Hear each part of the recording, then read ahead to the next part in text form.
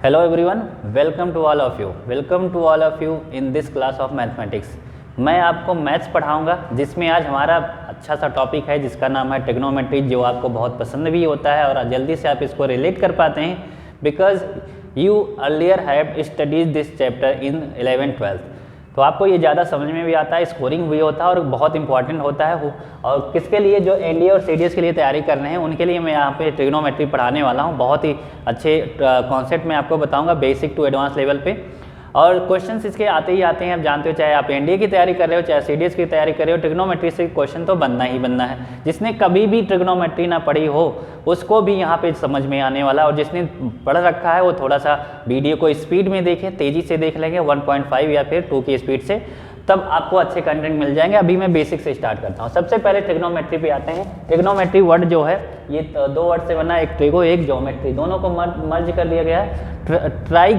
ट्राइगन मतलब क्या होता है, त्रिकोण, जिसमें 3 कोण होते हैं वो, और ज्योमेट्री मतलब मापना, इसलिए हिंदी में भी इसका क्या लिख किया था, त्रिकोण में थी, 3 कोणों की माप। अब इसमें जो जनरली हम बात कर रहे होते हैं वो एक ट्राइंगल होता है जिसको हम लोग बोलते हैं राइट एंगल ट्राइंगल, जो कि कुछ इस तरीके से बनता है। कई टाइप के ट्राइंगल आपने सुन रखा होगा, जैसे इक्विलेटरल हो गया जिसको समबाहु त्रिभुज बोलते हैं, स्केलियन ट्राइंगल विषमबाहु त्रिभुज, ऐसे एक राइट एंगल ट्राइंगल होता है, इसका नाम क्या होता है, राइट एंगल ट्राइंगल।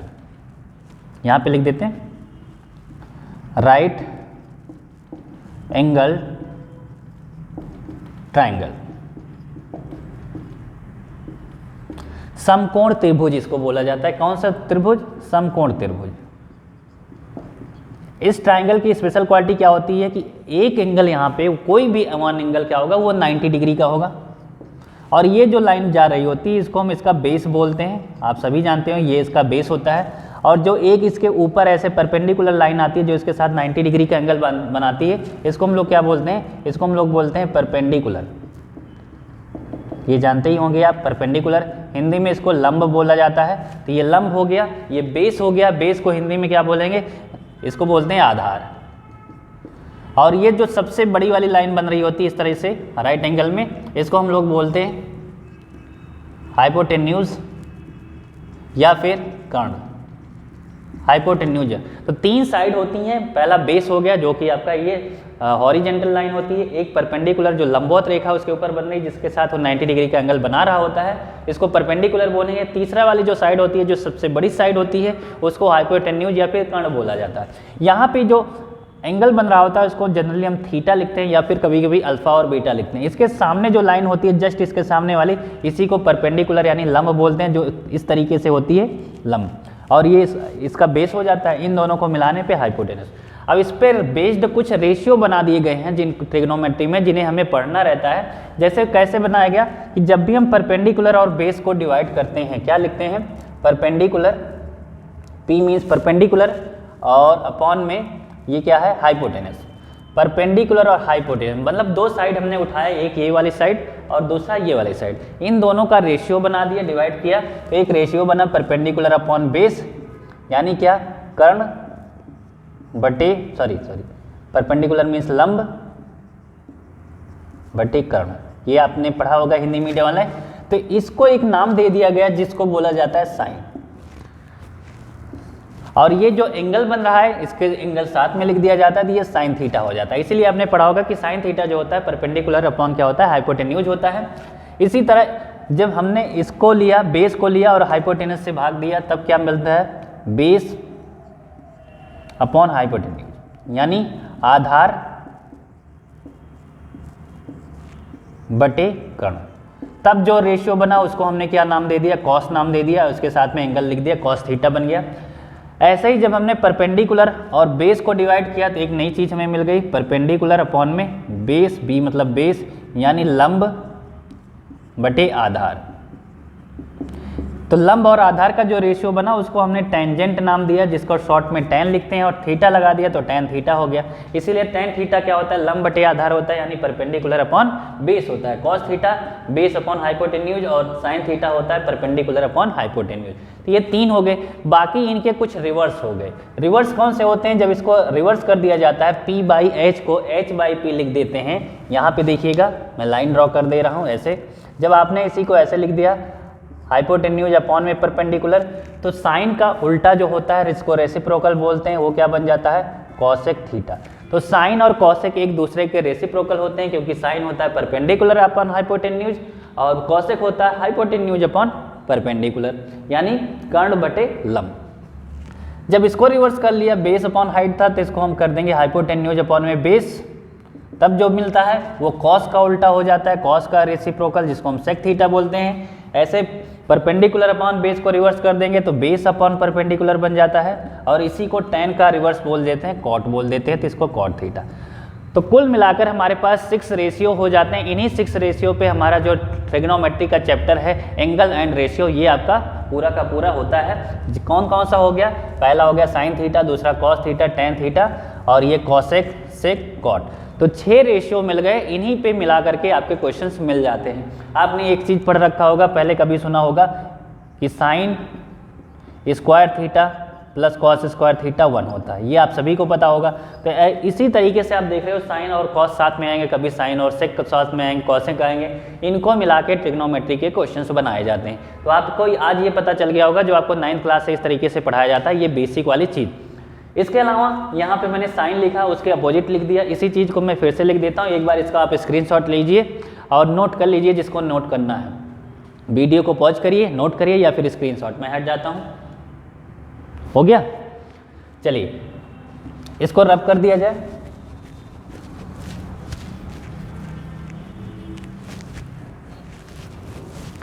तो अभी मैंने आपको बताया कि 6 टाइप के आपके पास रेशियो मिल जाते हैं, उनको ट्रिग्नोमेट्रिक रेशियोज बोलते हैं। साइन कॉस हो गया आपका, tan हो गया, कॉट हो गया, सेक हो गया, कॉसेक हो गया, तो 6 हो गए।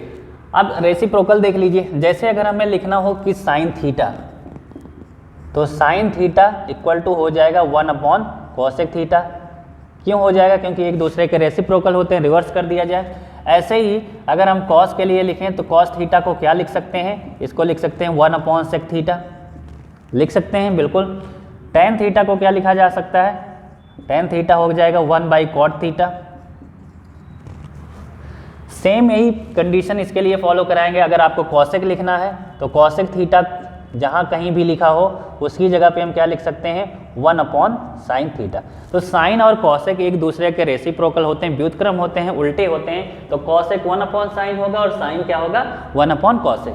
ऐसे कॉस का आपने लिखा था 1 अपॉन सेक, तो जब सेक लिखेंगे तो सेक थीटा इक्वल टू कितना हो जाएगा, 1 बाई कॉस थीटा हो जाएगा। ये भी आपको पता होगा, नहीं पता होगा तो जान लीजिए। tan होता है 1 अपॉन कॉट, तो जब आप कॉट के लिए लिखेंगे तो कॉट थीटा हो जाएगा 1 बाई tan। इनकी क्वेश्चंस में ज़रूरत पड़ती है, इसीलिए हमें सीखना रहता है। आपको बेसिक जब ट्रिग्नोमेट्री पढ़ाई जाती है तो ये पहले आपको एक्सप्लेन किया जाता है, इसीलिए। अब आप क्या याद रखेंगे कि cosec theta 1 by sine theta, sec theta 1 upon cos, cot theta 1 by tan। ऐसे इधर साइन 1 अपॉन कॉसेक हो जाएगा, कॉस हो जाएगा 1 बाई सेक और tan हो जाएगा 1 बाई कॉट। तो ये रही बेसिक बात इसकी। तो पहले आपने रेशियो देखा कि साइन थीटा होता है परपेंडिकुलर अपॉन में हाइपोटेन्यूज, कॉसेक थीटा हो जाएगा हाइपोटेन्यूज अपॉन में परपेंडिकुलर यानी कर्ण बटे लंब हो जाएगा। tan थीटा होता है लंब बटे आधार यानी परपेंडिकुलर अपॉन में बेस, इस टाइप का। फिर यहाँ पे इसके रेसिप्रोकल देख लिए। इसके बाद अब दूसरी चीज़ सीखेंगे। तो सारा रेशियो इसी राइट एंगल ट्रायंगल से जुड़ा हुआ है, इसी के बारे में हम पढ़ रहे होते हैं। तो अगर आप एनडीए और सीडीएस की तैयारी कर रहे हैं तो आपके लिए ये क्लास बहुत ही इंपॉर्टेंट हो सकती है। चाहे आप एनडीए के लिए तैयारी कर रहे हो, चाहे सीडीएस के लिए, दोनों के सिलेबस में ट्रिग्नोमेट्री है और बहुत ही इंपॉर्टेंट टॉपिक और चैप्टर होता है, जिसको आपको पढ़ना ही पढ़ना है, क्योंकि ये स्कोरिंग चैप्टर होता है। अगर इसको आपने अच्छे से कर लिया तो जो जितने भी क्वेश्चन आते हैं लगभग हर क्वेश्चन आपका अच्छे से लग जाएगा।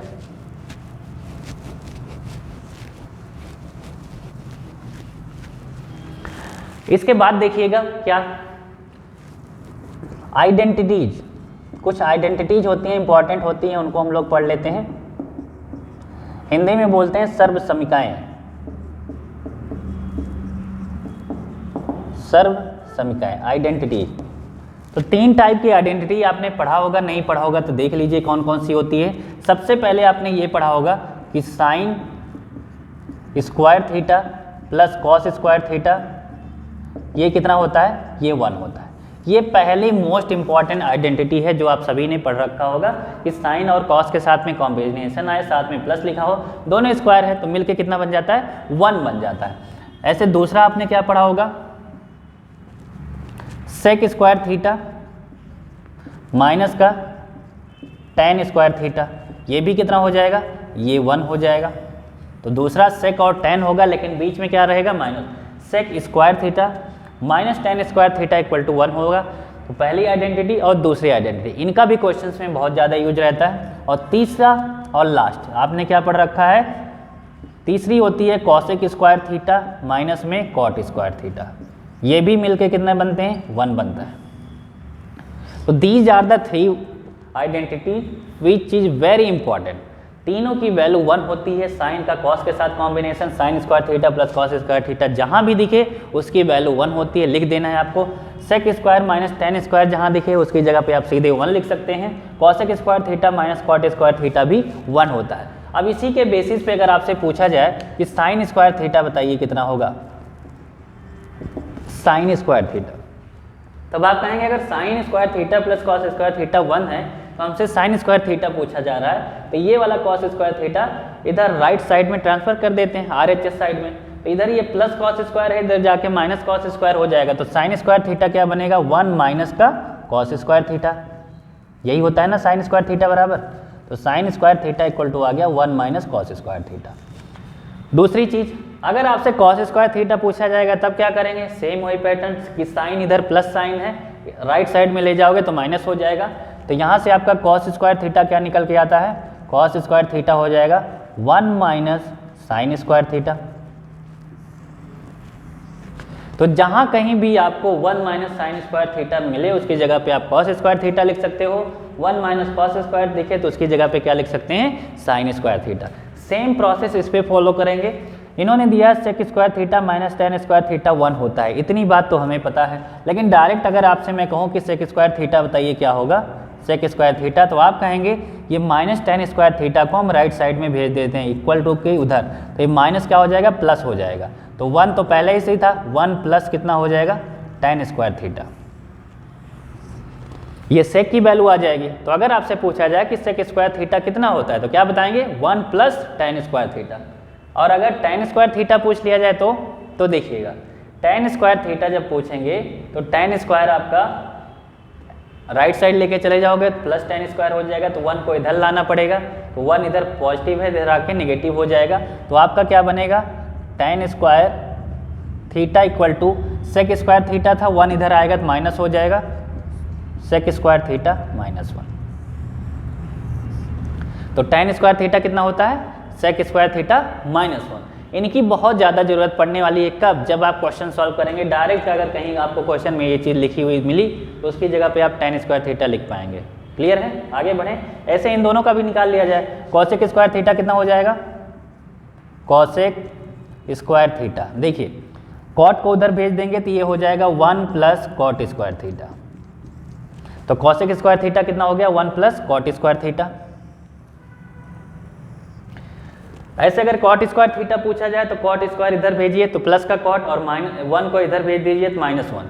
तो कॉट स्क्वायर थीटा आपका बनेगा cot square theta equal to cosec square theta minus में 1। अब एंगल में आपका चाहे थीटा हो सकता है या अल्फा बीटा, उससे फर्क नहीं पड़ता, लेकिन इतनी चीज़ आपको याद करके रखना है, 3 ये आइडेंटिटीज और इनका ये रिजल्ट जो निकल के आता है। सीधे पूछा जाए कॉस स्क्वायर थीटा बताओ तो आप कहेंगे 1 माइनस साइन स्क्वायर होता है। अगर आपसे कह दिया जाए tan स्क्वायर थीटा बताओ तो आप कहेंगे tan स्क्वायर थीटा होगा सेक स्क्वायर थीटा माइनस 1। तो ये आपको कंठस्थ होना चाहिए, एकदम ढंग से याद होना चाहिए, तब आगे बहुत ज़्यादा फायदा करने वाला है। क्लियर, रब कर दें इसको।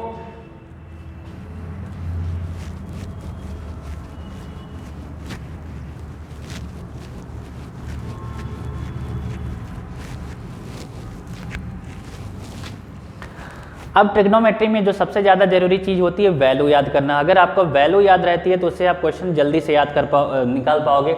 वैल्यू क्या होती है, जैसे अगर लिखा जाए साइन थीटा और इधर हम 0 लिख दें, 0 डिग्री, 30 डिग्री और 45 डिग्री,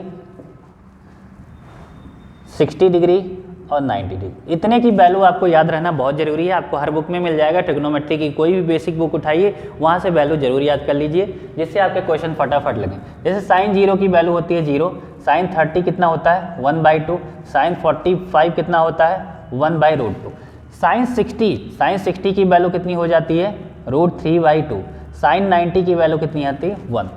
ये कब होगा, जब आपके सामने कुछ ऐसा लिखा हो। कैसे लिखा होगा, ऐसे इस तरीके से, जैसे मैं आपसे कहूँ tan 45 की वैल्यू बताओ, तो याद रहना चाहिए कि tan 45 कितना होता है 1 हो जाता है। साइन 90 की वैल्यू बताओ, साइन 90 अंश का मान कितना होगा, तो आप कहेंगे 1 होगा, 1 हो जाएगा। तो यही वो वैल्यू है, चार्ट टाइप का होता है, याद कर लेना। कॉस का जब लिखते हैं कॉस थीटा, तो इधर आपने 0 से स्टार्ट किया था और 1 तक गए थे, अब रिवर्स चलिए 1 से स्टार्ट करके 0 तक, तो कॉस 0 की वैल्यू कितनी हो जाएगी 1। अगला नंबर इसका है तो √3/2, ये कितने की कॉस 30 की वैल्यू, फिर 1/√2 45 के। तो साइन 45 और कॉस 45 दोनों सेम होते हैं, कितना होता है 1/√2। नेक्स्ट नंबर किसका है 1/2, तो यहाँ 1/2 लिखेंगे। दैट मीन्स कॉस 60 डिग्री की अगर वैल्यू पूछा जाए तो कितना आ जाएगा 1/2। ऐसे कॉस 90 की वैल्यू क्या लिख देंगे 0, क्योंकि यहाँ पे 0 था। तो आप देख रहे हैं इधर इस तरीके से लिखा गया है और कॉस के लिए यहीं से उल्टा करके लिख दिया गया है 1√3/2 ऐसे करके इधर, तो कॉस की आ गई। अब tan की वैल्यू अगर आपको बताना है, tan थीटा कितना होता है, तो सबसे पहले tan के बारे में जानिए। जो tan थीटा होता है ये कितना होता है sine upon cos, sine theta upon cos theta. तो दो चीज़ अगर आप याद रखते हैं, एक तो ये कि tan थीटा इक्वल टू होता है साइन थीटा अपॉन में कॉस थीटा, तब आप आसानी से इसकी वैल्यू बता पाएंगे। यानी जब भी हम साइन को कॉस से डिवाइड करते हैं तो हमें tan मिल जाता है, तो tan का बताना है तो डिवाइड करके चलो, इसकी वैल्यू 0 है तो 0/1 करोगे तो कितना आ जाएगा 0 आ जाएगा। 1/2 को √3/2 से डिवाइड करोगे तो ये 2 और ये 2 कट जाएगा, कितना बचेगा 1/√3 बचेगा। इससे दोनों को डिवाइड करोगे तो ये भी 1/√2 है, ये भी 1/√2 है, दोनों सेम है, तो कट के कितना आ जाएगा 1 आ जाएगा। इधर √3/2 है, इसको डिवाइड करेंगे 1/2 से, तो 2 और 2 कैंसिल, √3/1 दैट मीन्स ओनली √3, केवल √3 बचा आपका। 1 को 0 से डिवाइड करोगे, आप जानते हो किसी भी चीज़ को 0 से डिवाइड किया जाता है तो क्या बन जाती है इनफाइनाइट बन जाती है। तो इस तरीके से मैंने साइन कॉस tan बता दिया है। कॉट सेक कॉसेक आपको लिखना है या फिर याद कर लेना है, 2-3 बार अपने मन से लिख लीजिएगा, ये वैल्यू याद रहेगी जिससे आप क्वेश्चन लगा पाओ। अब इसका यूज कहाँ होगा, ये हम क्वेश्चन आपको देते हैं जो एग्जाम वगैरह में पूछे जाते हैं डायरेक्टली, देख लिया ये। चलिए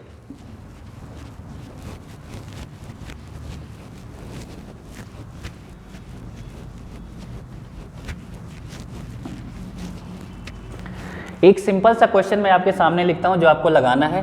क्वेश्चन क्या है, दिया है if 2 sin square x - 1 = 0 then find x।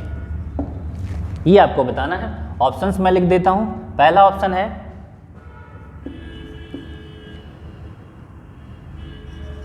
30 degree, दूसरा है 45 डिग्री, थर्ड ऑप्शन है आपका 60 डिग्री और फोर्थ ऑप्शन कितना है 90 डिग्री।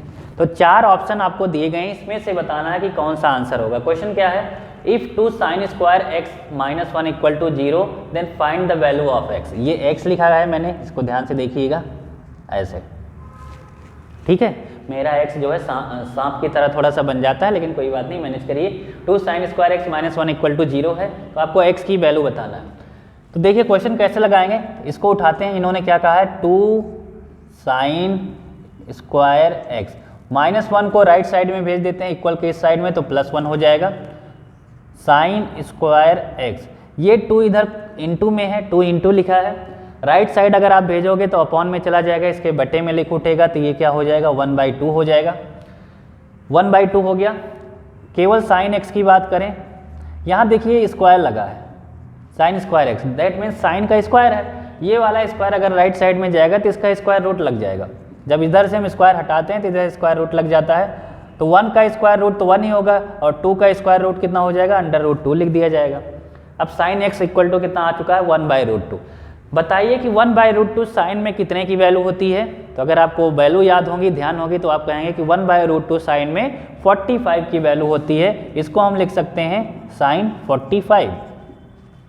आप देख रहे हो इधर साइन x लिखा है, इधर साइन 45 में लिखा है, तो कंपैरिजन करने पे इधर एंगल x है, इधर कितना है 45, तो कितना आ गया x की वैल्यू 45, ये आपकी वैल्यू आ गई। तो आंसर कौन सा होगा है ऑप्शन नंबर सेकेंड जिसमें दिया था 45।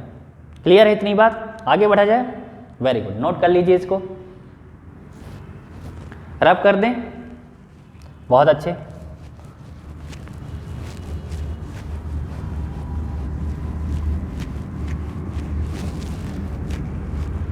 इसके बाद देखिएगा एक सिंपल सा और क्वेश्चन मैं लिखने जा रहा हूं।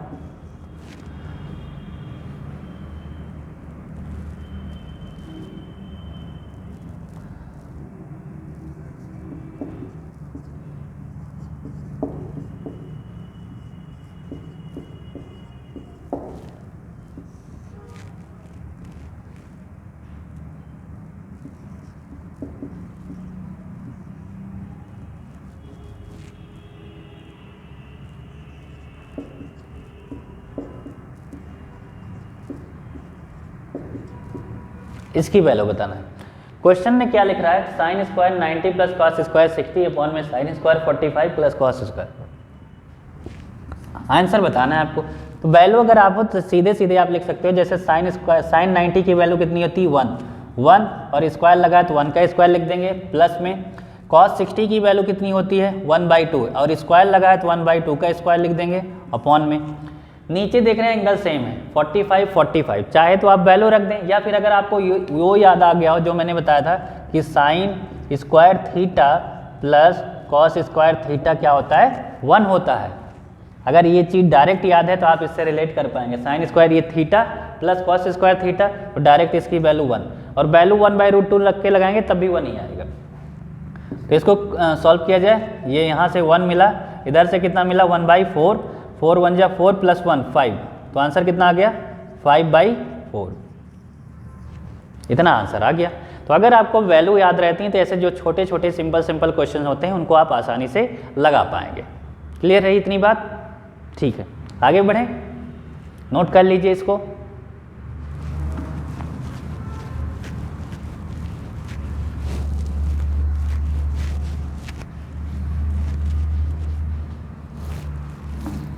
अब अभी आपने राइट एंगल ट्रायंगल पढ़ा,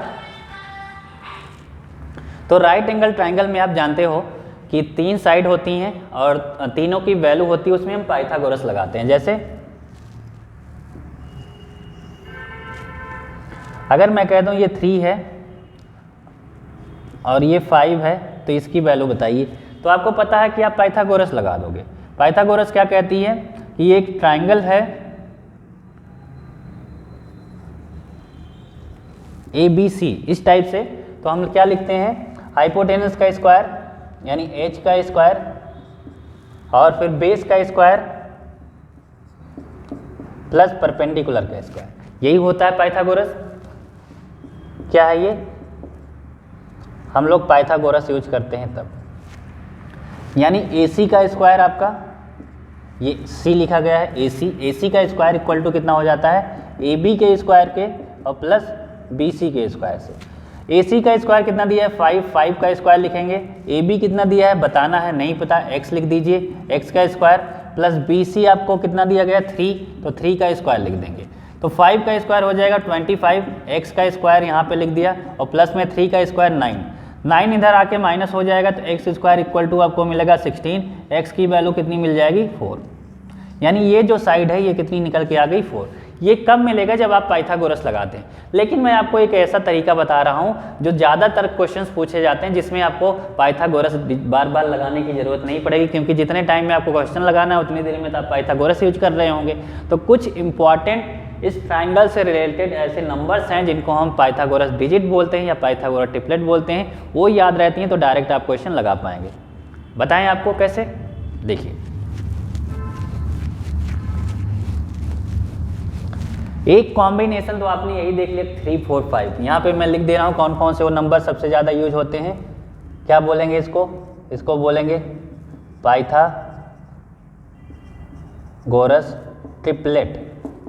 ट्रिपलेट मतलब 3 नंबर एक साथ में आते हैं इसलिए ट्रिपलेट बोला जाएगा इनको। तो पहला होगा 3 का स्क्वायर, 4 का स्क्वायर और सबसे बड़ी वाली साइड को हाइपोटेन्यूज बोला जाता है, वो सबसे बड़ी रहेगी 5 का स्क्वायर। तो 3 4 5 ऐसे बनेगा। दूसरा है 5 12 13, 5 स्क्वायर 12 स्क्वायर और 13 का स्क्वायर। तो 5 12 13। तीसरा होता है 7 24 और 25 का स्क्वायर। तो 7 24 25 ये तीसरा हो गया। चौथा होता है 8 15 और 17, 8 15 17। तो 8 होते हैं सबसे, लेकिन मैं अभी 4 बता रहा हूँ, 4 आपको और भी बता दूंगा। ये 4 जो है सबसे ज़्यादा यूज होते हैं। ये पहला वाला हो गया, ये दूसरा, ये तीसरा और चौथा। पहला क्या है 3 4 5, फिर दूसरा है 5 12 13, 7 24 25, 8 15 17। या फिर ऐसे याद करेंगे 3 4 5 5 12 13, 7 24 25, 8 15 17। इससे फ़ायदा क्या होगा कि कोई एक साइड हमें बता दें, बाकी हम दो बता देंगे। जैसे अगर कोई कह दे कि हाइपोटेन्यूज जो है 5 है, तुरंत हमें याद आएगा कि कॉम्बिनेशन क्या होता है 3 4 5 का, तो बाकी की दोनों 3 और 4 हो जाएगी। एक मैं आपको ट्रायंगल बताऊं कि कह दिया जाए 2 साइड हैं, एक साइड है 8, एक है 15, तो तीसरी वाली आप अपने मन से लिख पाएंगे, कितना हो जाएगा 17। कहाँ से, अगर ये चीज़ आपको याद रहता है तो। मैं कह दूं कोई राइट एंगल ट्रायंगल है जिसमें आपका जो ट्रायंगल दिया गया है उसकी एक की लेंथ है 12, एक की लेंथ है 13, तो बताइए तीसरे की क्या होगी। तो आप कहेंगे कि यही वाला कॉम्बिनेशन लगेगा 5 12 13, तो तीसरी वाली कितनी हो जाएगी 5। तो डायरेक्ट आप लगा पाएंगे, आपको पाइथागोरस यूज करने की जरूरत नहीं है, और यही एग्जाम में सबसे ज़्यादा यूज होती है। तो इस पे बेसिस एक क्वेश्चन लिखते हैं हम लोग।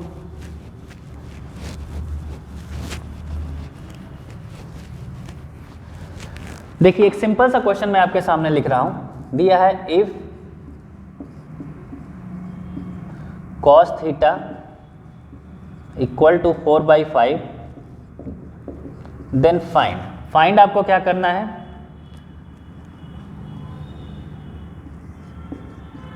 सेक square theta plus cot square theta, इसकी वैल्यू क्या होगी। तो आप देख रहे हैं cos थीटा दिया है 4/5, तो आपको कॉम्बिनेशन याद आना चाहिए 3 4 5 वाला। दैट मीन्स अगर आप एक यहाँ पे राइट एंगल ट्रायंगल बनाते हैं ऐसे करके, तो cos थीटा क्या होता है बेस अपॉन में हाइपोटेन्यूज, आधार बटे कर्ण। तो 4 और 5 ये हो गया। तीसरा वाला आपको ऐसे ही पता चल गया कितना आएगा 3 आएगा। तो 3 4 5 का कॉम्बिनेशन होता है। इन्होंने कहा सेक स्क्वायर थीटा, तो सेक कितना होता है हाइपोटेन्यूज अपॉन में बेस, cos का उल्टा होता है, तो आप लिखेंगे 5/4। स्क्वायर लगा है तो इसका स्क्वायर कर दीजिए, प्लस कॉट स्क्वायर थीटा इन्होंने पूछा है, तो tan तो होता है परपेंडिकुलर अपॉन बेस, तो कॉट क्या हो जाएगा बेस अपॉन में परपेंडिकुलर। तो बेस कितना है 4 और परपेंडिकुलर यानी लंब कितना है 3, इनका स्क्वायर कर दीजिए। तो सॉल्व करने पे ये हो जाएगा 25/16। इसको सॉल्व करेंगे तो ये 16 बनेगा अपॉन में 9। इसी को सिंप्लीफाई कर लेंगे, आंसर मिल जाएगा। जैसे ये इससे मल्टीप्लाई होगा तो ये हो जाएगा 225, और ये 16 6 जा कितना होता है 256 अपॉन में 16 9 जा 144। इन दोनों को ऐड कर दीजिए, 165 + 11 बनेगा, 1 बन जाएगा, 5 + 2 7 और प्लस में 1 8, और 2 2 कितना हो जाएगा 4। तो ये आपका आ गया 481 डिवाइडेड बाई 144, यही आपका आंसर हो जाएगा। तो अगर आपको ऐसे ट्रायंगल बेस्ड क्वेश्चन लगाने हैं तो आपको ट्रिपलेट याद रहेगा, तो पाइथागोरस लगाने से बच जाएंगे, सीधे सीधे आप बता पाएंगे। कोई 2 साइड दे दिया जाए, जैसे इन्होंने कॉस दिया था 4/5, तो अब चाहे सेक का पूछे, चाहे कॉट का पूछे, चाहे इसके अलावा कुछ भी पूछे, सारा का सारा क्वेश्चन हम आसानी से बता पाएंगे कि क्या है। जैसे एक क्वेश्चन और लगाते हैं, यही लिखा रहने देते हैं कि if cos theta equal to 4/5 है, तो आपको क्या बताना है, देन फाइंड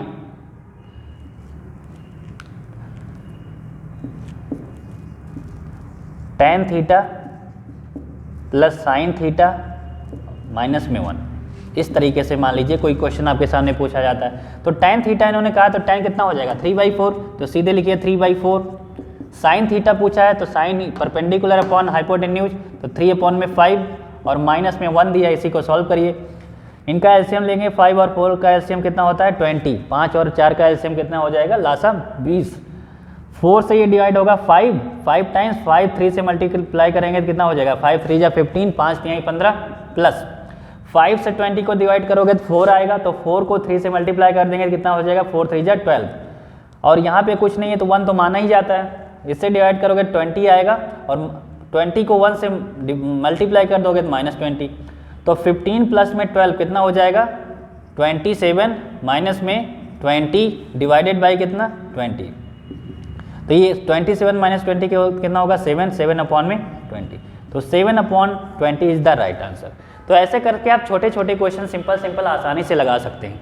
और इसके अलावा मैं नेक्स्ट वीडियो में आपको बताऊंगा कि ट्रिक क्या हो सकती है, बहुत से शॉर्टेस्ट तरीका क्या हो सकता है, कॉन्सेप्ट क्या हो सकता है। फिर मिलेंगे नेक्स्ट क्लास में। हंसते रहिए, मुस्कुराते रहिए और पढ़ते रहिए ट्रिग्नोमेट्री की धुआंधार क्लास। जय हिंद एवरीवन।